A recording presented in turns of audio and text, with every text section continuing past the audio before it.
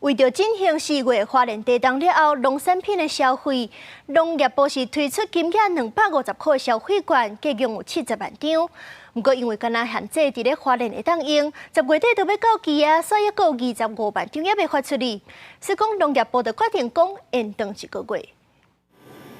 花莲市农会的卖场有真侪小农产品，除了薰酒以外，正所有的物件差不多拢会当使用农分白购买，包括卫生纸这生活用品嘛，同款会使使用。农分白对于农民是不是有帮助？民众感受无同。我平常讲，其实帮助不是很大，因为它的用途，它不是说限制在只能购买农产品。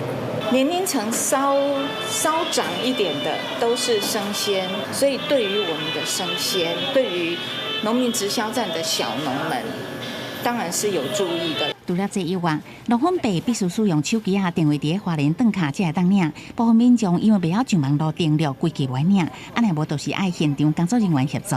不方便了，因为他那个上网那个程序哦，年纪大的不会操作了。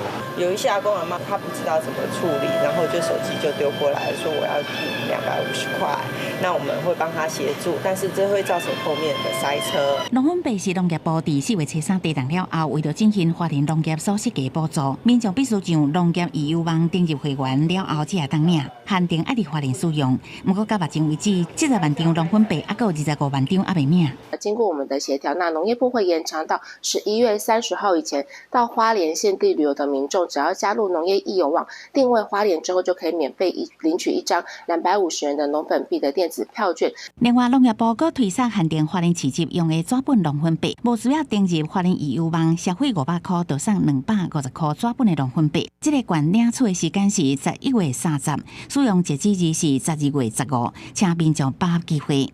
记者综合报道。